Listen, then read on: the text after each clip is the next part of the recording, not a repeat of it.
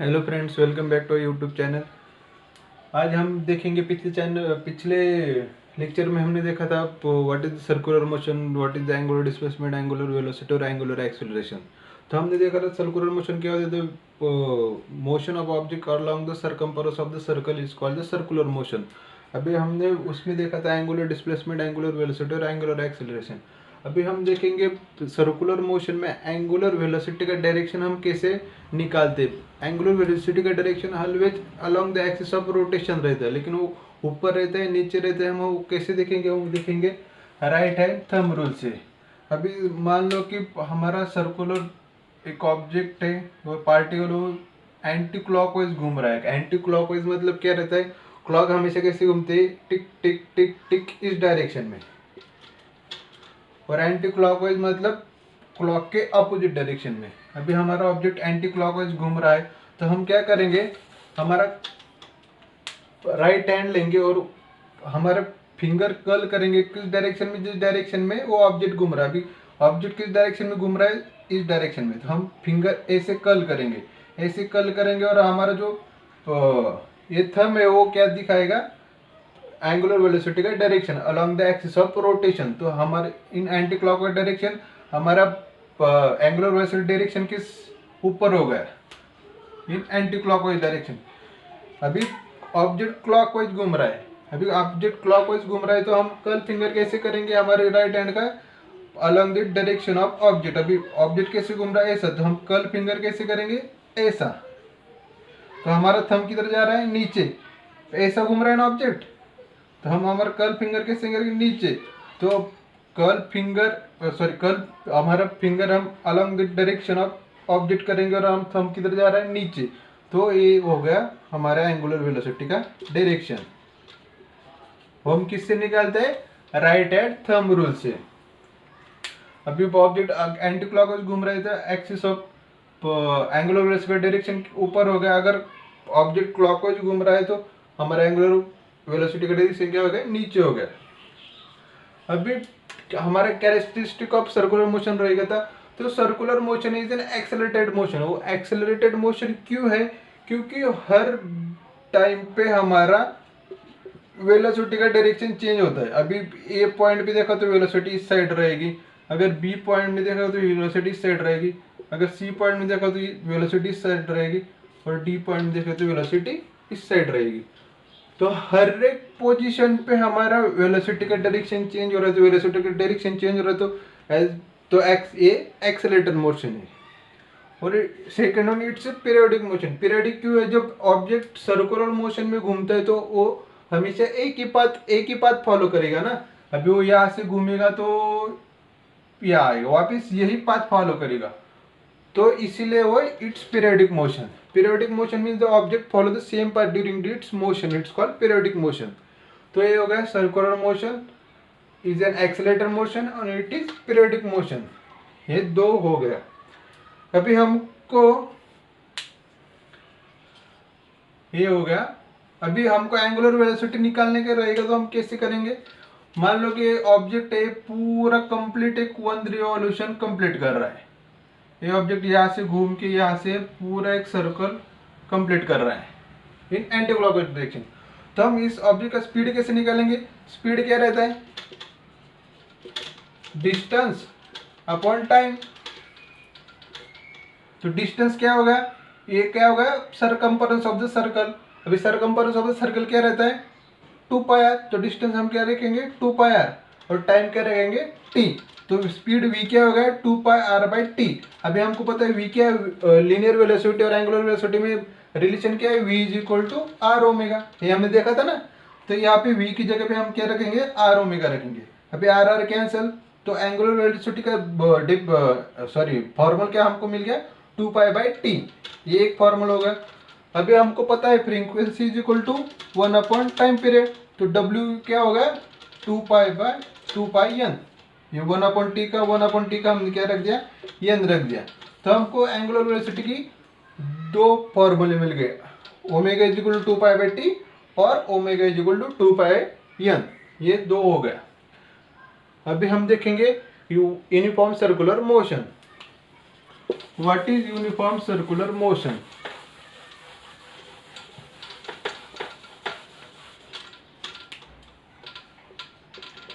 Uniform circular motion. अभी नाम से ही पता चल रहा है व्हाट इज यूनिफॉर्म। यूनिफॉर्म मतलब कांस्टेंट। यूनिफॉर्म मतलब क्या होगा, कांस्टेंट होगा, जिसका वैल्यू चेंज नहीं होगा। अभी किसका वैल्यू चेंज नहीं होगा, अभी मान लो कि एक ऑब्जेक्ट और एक पार्टिकल है, वो एक सर्कुलर मोशन में घूम रहा है। मान लो यहाँ पे एक ऑब्जेक्ट है, ये सर्कुलर मोशन में घूम रहा है, तो उसका क्या है, स्पीड कांस्टेंट है। During uniform circular motion speed of that object is constant during circular motion is called uniform circular motion. The motion in which speed of the particle remains constant throughout the circular motion is called uniform circular motion. अब uniform circular motion में क्या है, speed constant है। Speed constant मतलब क्या हो गया, magnitude जो होता है वेलोसिटी का मॉड वी, वो क्या हो गया, कांस्टेंट हो गया ना। Magnitude of speed remains constant throughout the circular motion. अभी मॉड, अभी हमको होता है v is equal to r omega, तो मॉड v कांस्टेंट है तो एंगुलर वेलोसिटी भी क्या हो गया, कांस्टेंट हो गया है ना, तो omega is equal to constant. अभी ओमेगा कांस्टेंट है तो हम एंगुलर एक्सेलरेशन कैसे निकालते हैं, rate of change of angular velocity with respect to time. अभी ओमेगा ही कांस्टेंट है तो अल्फा क्या हो गया, जीरो हो गया ना, alpha is equal to zero. क्योंकि हम कौन से भी कांस्टेंट का जब डेरिवेटिव निकालते हैं, रेट ऑफ चेंज निकालते हैं, उसका डेरिवेटिव हमेशा जीरो आता है। वो कैसे आता है, अभी मान लो रेट ऑफ चेंज ऑफ कैसे निकालते हैं, W final minus W initial, T final minus T initial. अभी T final sorry omega in final और ओमेगा इनिशियल सेम ही है ना, तो इसका वैल्यू दोनों का क्या हो गया, इसका भी मान लो W फाइनल ओमेगा हो गया, W इनिशियल ओमेगा आएगा, तो ओमेगा माइनस ओमेगा आएगा जीरो हो गया, इसलिए ये इसका डेरिवेटिव क्या हो गया, जीरो हो गया, तो एंगुलर एक्सेलरेशन क्या हो गया, जीरो हो गया। इन uniform circular motion angular acceleration is always zero. ये बात हमेशा ध्यान में रखो। अभी ये पार्टिकल घूम रहा है इन uniform circular motion. Uniform circular motion में क्या रहता है, स्पीड कांस्टेंट रहता है। अभी स्पीड कांस्टेंट है लेकिन डायरेक्शन ऑफ वेलोसिटी हमेशा चेंज रहती है ना। अभी ये पॉइंट पे देखेगा डायरेक्शन ऑफ वेलोसिटी यहाँ पे रहेगी, अभी इस पॉइंट में देखेगा तो डायरेक्शन ऑफ वेलोसिटी यहाँ पे रहेगी, इस पॉइंट में देखेंगे तो डायरेक्शन ऑफ वेलोसिटी यहाँ पे रहेगी। तो during uniform circular motion the direction of velocity always changes. यहाँ पे इस साइड, यहाँ पे इस साइड, यहाँ पे इस साइड। तो due to change in direction of velocity there will be acceleration. Due to change in direction of velocity there will be acceleration. तो ये acceleration क्या रहता है, मान लो कि ये सेंटर है, यहाँ से ये क्या होगा r, रेडियस होगा सर्कुलर मोशन का, तो हमारा एक्सेलरेशन क्या होगा, ये एक्सेलरेशन मान लो। अभी during the change in direction of velocity the acceleration occurs and that acceleration is called centripetal acceleration. Centripetal और रेडियल।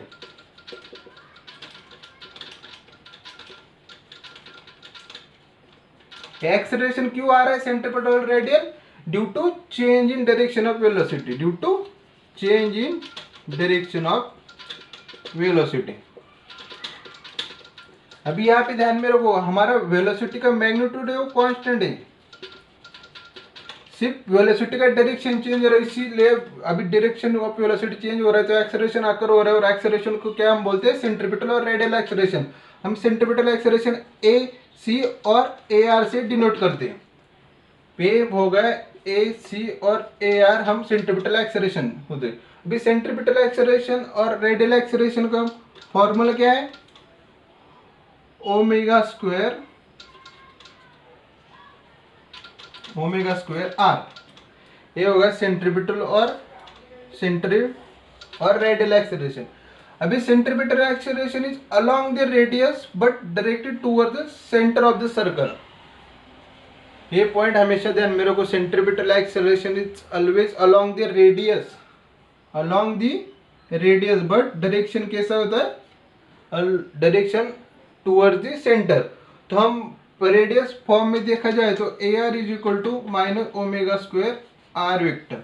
अभी माइनस क्यों आया, क्योंकि उसका direction directed towards the center, इसीलिए हम जब वेक्टर फॉर्म में लिखते हैं तो माइनस साइन आता है। तो ये हो गया।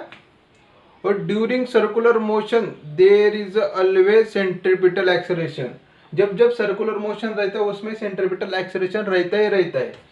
Centripetal acceleration is along the radius directed towards the centre, ये हमेशा बात ध्यान में रखो। अभी क्या होगा, acceleration is equal to omega square r. अभी हमको पता है v is equal to r omega, तो हम ओमेगा का वैल्यू क्या रखेंगे, v by r square into r, v square r square into r, r r गया, दूसरा पहलू गया वी स्क्वायर बाय आर। अब ये दो फार्मूला मिले हमको रेडियल एक्सेलरेशन के, ओमेगा स्क्वायर आर और वी स्क्वायर बाय आर। ये हो गया यूनिफॉर्म सर्कुलर मोशन।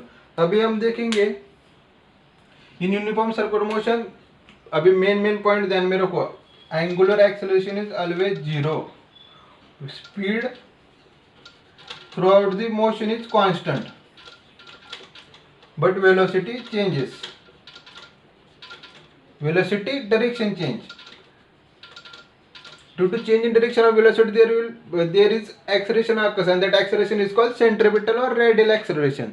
और रेडियल एक्सेलरेशन कैसे उसका फॉर्मूला है ओमेगा स्क्वायर आर, या अब हम ओमेगा का फॉर्मूला लगा रहे वी बाय आर, तो दूसरा फॉर्मूला मिल गया हमको वी स्क्वायर बाय आर। ये हो गया यूनिफॉर्म सर्कुलर मोशन। अभी हम देखेंगे non uniform circular motion.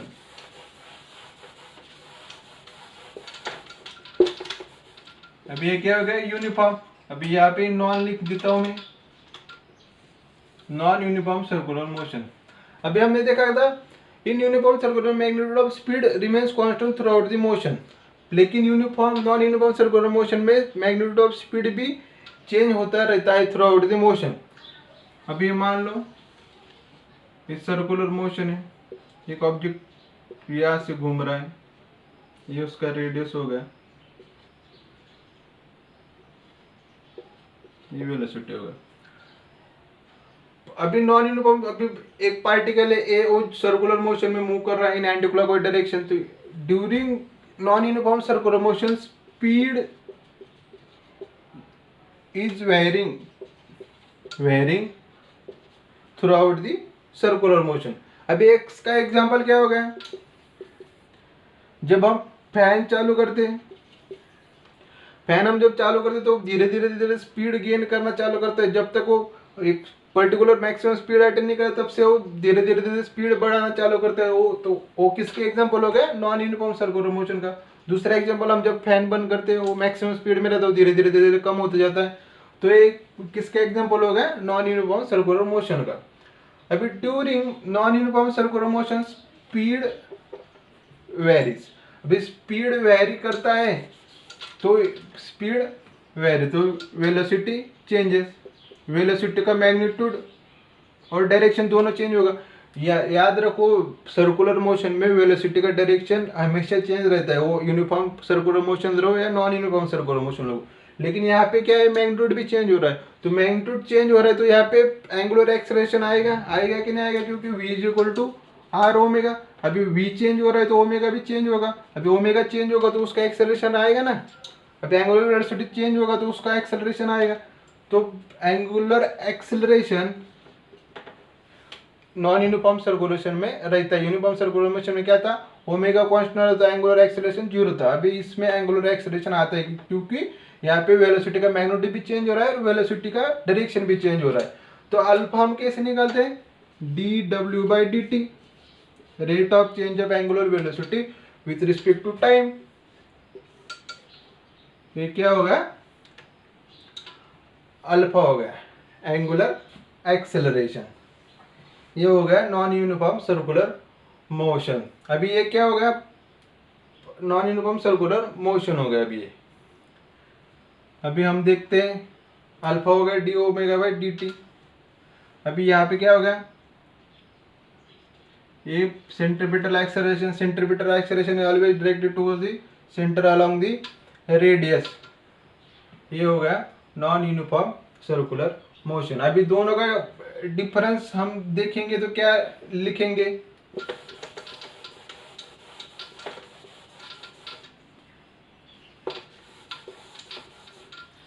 UCM होगा non uniform uniform circular motion, और ये होगा नॉन यूनिफॉर्म सर्कुलर मोशन।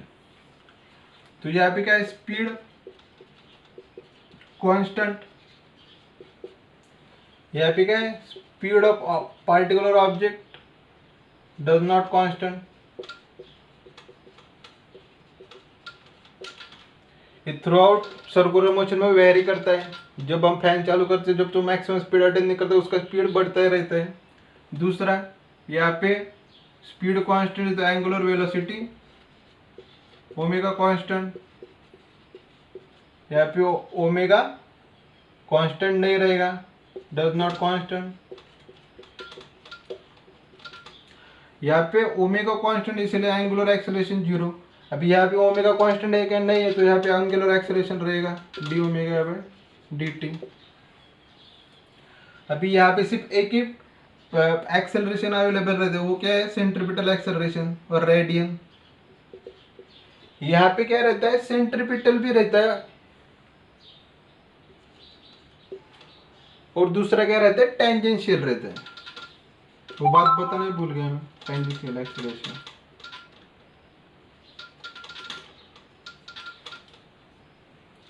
तो ये हो गया यूनिफॉर्म सर्कुलर मोशन और नॉन यूनिफॉर्म सर्कुलर मोशन में ये बेसिक डिफरेंस है। अगर आपको कोई पूछे तो ये डिफरेंस आप बता सकते हैं।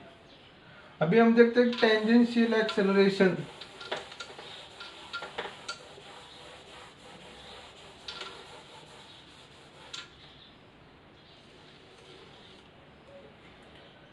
पार्टिकल है, वेंटिकुलर का डायरेक्शन में मूव कर रहा है, ये उसका रेडियस हो गया, ये हो गया सेंट्रीपिटल एक्सेलरेशन और radial tractor along the radius directed towards the center। अभी पे ध्यान मेरे को, वेलोसिटी जो रहता है सर्कुलर मोशन में वो हमेशा टेंजेंट रहता है सर्कुलर पाथ की। अभी ये टेंजेंट कैसे रहता है, अभी आप सर्कुलर मोशन देखो तो आप जब अभी ये गोल गोल घूम रहा है, ये ऐसा गोल गोल गोल गोल घूम रहा है, अभी आप सामने से देखोगे तो आपको सर्कुलर मोशन दिखेगा नहीं दिखेगा। आप जब ऊपर से देखेंगे तो आपको पता चलेगा अभी ये डस्टर गोल गोल घूम रहा है, लेकिन आप जब सामने से देखोगे तो आपको क्या लगेगा, वो डस्टर आपकी तरफ आ रहा है। समझ रहे, इसीलिए हम जब सामने से देखते हैं तो ये angular velocity always tangential to the path. इस पॉइंट पे यहां से देखेंगे तो is always tangential to the path, ये वेलोसिटी। अभी नॉन यूनिफॉर्म सर्कुलर में स्पीड कांस्टेंट है क्या, नहीं कांस्टेंट, इसीलिए वहां पे टेंजेंशियल एक्सेलरेशन आता है। ये tangential acceleration is along the velocity, ये वो क्या हो गया, टेंजेंशियल एक्सेलरेशन। अभी टेंजेंशियल एक्सेलरेशन कैसे दिखा है, rate of change of velocity with respect to time. अभी मान लो कि पार्टिकल अपना स्पीड बढ़ा रहा है तो टेंजेंशियल एक्सेलरेशन रहेगा तो अलोंग द वेलोसिटी रहेगा। अगर वो ऑब्जेक्ट स्पीड घटा रहा है, तो अभी स्पीड घटाना है तो उसका डायरेक्शन कहाँ आएगा, opposite to the direction of velocity. ये क्या होगा, टेंजेंशियल एक्सेलरेशन। अभी हमको देखने का है relation between,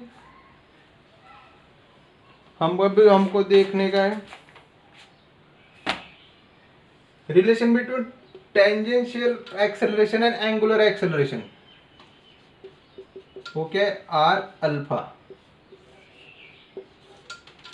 this is the relation between tangential acceleration and angular acceleration, where r is the radius of circular motion and alpha is angular acceleration।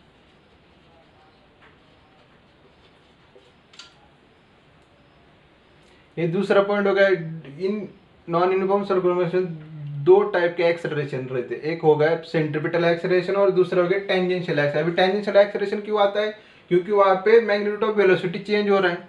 अभी वहाँ पे था क्या, tangential acceleration uniform circular motion में नहीं, क्योंकि वहाँ पे velocity, magnitude of velocity remains constant. इसीलिए in non uniform circular motion दो तरह के एक्सेलरेशन आते हैं, एक होगा सेंट्रीपिटल और दूसरा होगा टेंजेंशियल। ये होगा। अभी इनका हमको रिजल्टेंट निकालना रहेगा, तो हम कैसे निकालेंगे इनका रिजल्टेंट? मान लो ये रिजल्टेंट एक्सेलरेशन होगा। अभी ये दोनों 90 डिग्री पे, तो इनका रिजल्टेंट एक्सेलरेशन कैसा रहेगा?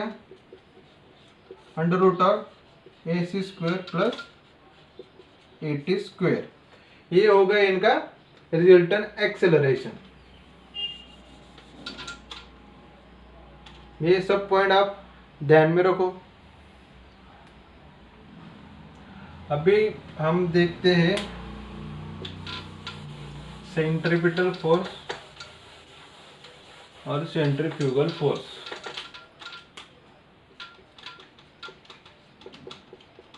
सेंट्रीपिटल फोर्स, अभी मान लो ये पार्टिकल, ये सर्कुलर मोशन में, ये हो गया रेडियस, ये हो गया सेंट्रीपिटल एक्सेलरेशन, ये हो गया direction of velocity.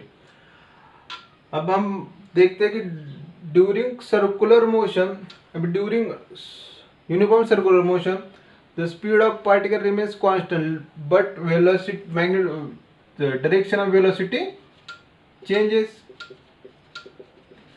Due to change in direction of velocity, वहां पे कौन सा एक्सेलरेशन रहता है? Due to change in direction of velocity कौन सा एक्सेलरेशन रहता है वहां पे? Centripetal acceleration. सेंट्रीपिटल एक्सेलरेशन, वो सेंट्रीपिटल एक्सेलरेशन क्या रहता है? अलोंग द रेडियस डायरेक्टेड लेकिन towards the centre of the circle. वो क्या हो गया? Centripetal acceleration. अभी आपको पता है कि बिना एक्सेलरेशन के तो फोर्स नहीं रहता।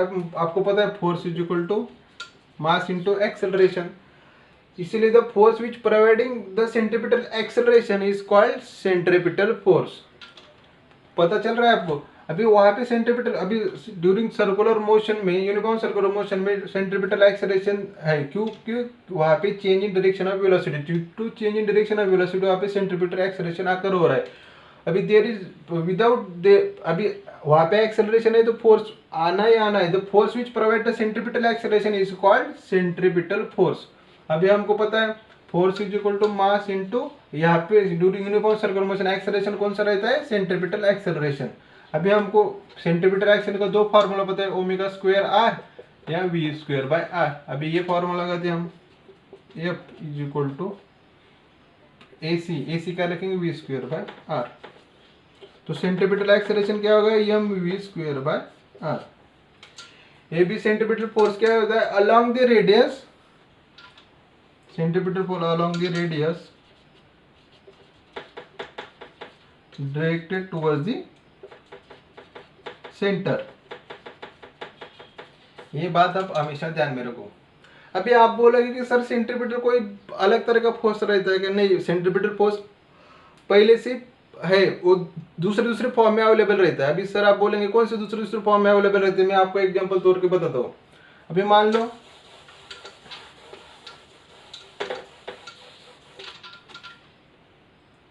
ये सन है,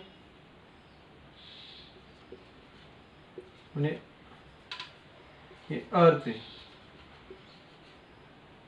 पे अर्थ सन के बाजू, सन के अराउंड घूमते रहते हैं। ये आपको पता है ना कि अर्थ सन के अराउंड गोल गोल गोल गोल गोल गोल घूमते रहते हैं। जो सन है वो अर्थ को अपनी तरफ खींचता है, कौन से फोर्स से? ग्रेविटेशनल फोर्स से। सन अर्थ को ग्रेविटेशनल फोर्स से अपनी तरफ खींचता है, तो इसी ग्रेविटेशन फोर्स को हम क्या बोलते हैं? Centripetal force. क्योंकि सेंट्रीपिटल फोर्स का definition is directed towards the centre and along the radius. अभी ये फोर्स कैसे होगा? Directed towards the centre and along the radius. यही क्या होगा? सेंट्रीपिटल फोर्स होगा। अभी दूसरा एग्जांपल देखते हैं। एक स्ट्रिंग ले, उसको हमने पत्थर बांधा। अभी पत्थर हम गोल गोल गोल गोल गोल गोल घुमा रहे, अभी हम जब स्ट्रिंग अभी पत्थर हम स्ट्रिंग को बांधेंगे और उसको गोल गोल घुमाएंगे तो ये स्ट्रिंग में क्या आएगा, टेंशन आएगा। अभी टेंशन क्या होगा, centripetal force along the radius directed towards the centre of the circle. तो यही क्या होगा, सेंट्रीपिटल फोर्स होगा। अभी आपको पता है इलेक्ट्रॉन माइनस यहाँ पे प्लस। अभी आपको पता है इलेक्ट्रॉन गोल गोल घूमते रहते हैं न्यूक्लियस के अराउंड, न्यूक्लियस पे क्या रहता है, प्रोटॉन। ये दोनों ये प्रोटॉन और इलेक्ट्रॉन को इलेक्ट्रोस्टैटिक फोर्स से अट्रैक्ट करता है, इलेक्ट्रोस्टैटिक फोर्स से। बे फोर्स क्या होगा, along the radius directed towards the centre of the circle. तो यही क्या होगा, सेंट्रीपिटल फोर्स, इलेक्ट्रोस्टैटिक फोर्स। अभी हम सेंट्रीपिटल फोर्स का दूसरा डेफिनेशन क्या बता सकते हैं, net resultant force along the radius directed towards the center of the circle is called centripetal. Net resultant force along the radius directed towards the center of the center of circular motion और center of the circle जो भी रहेगा वो, इसी को हम बोलते हैं सेंट्रीपिटल फोर्स। सेंट्रीपिटल फोर्स का फॉर्मूला क्या है, mv²/r। ये आप ध्यान में रखो। अभी हम दूसरा देखेंगे सेंट्रीफ्यूगल फोर्स।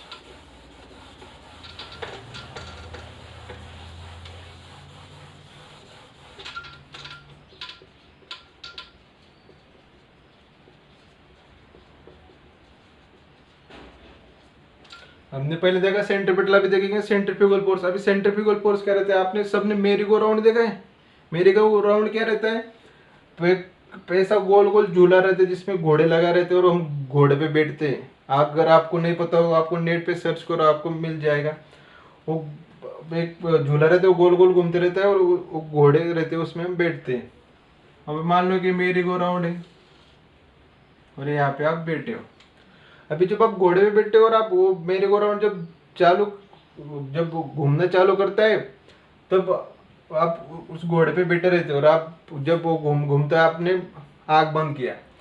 अभी आप जब आग बंद करते हो तो आपको क्या पता चलता है कि हम एक जगह पे रेस्ट है, हमको कोई आपको मूवमेंट पता नहीं चलेगा। क्यों पता नहीं चलेगा, क्योंकि अभी आप देख लो, आप सर्कुलर मोशन में जब भी सर्कुलर मोशन रहता है वहाँ पे सेंट्रीपिटल एक्सेलरेशन आता है और सेंट्रीपिटल एक्सेलरेशन आते हैं तो वहाँ पे सेंट्रीपिटल फोर्स रहता है। अभी आप वो घोड़े पे बैठे और गोल गोल गोल गोल गोल गोल घूमने चालू गया तो यहाँ पे क्या हो गया, सेंट्रीपिटल फोर्स आ गया डायरेक्टेड टुवर्ड्स द सेंटर यानी अलोंग द रेडियस। अभी आप मेरी गो राउंड में अभी गोल गोल गोल गोल घूम रहे हैं और आपको लग रहा है कि आप जब आग बंद की तो आपको लग रहा है कि आप रेस्ट पे आपका सॉरी मेरी गो राउंड पे आप बैठे हो यहाँ पे, तो ड्यूरिंग आप गोल गोल घूम रहे हो तो ड्यूरिंग सर्कुलर मोशन यहाँ पे सेंट्रीपिटल एक्सेलरेशन आएगा, फिर सेंट्रीपिटल एक्सेलरेशन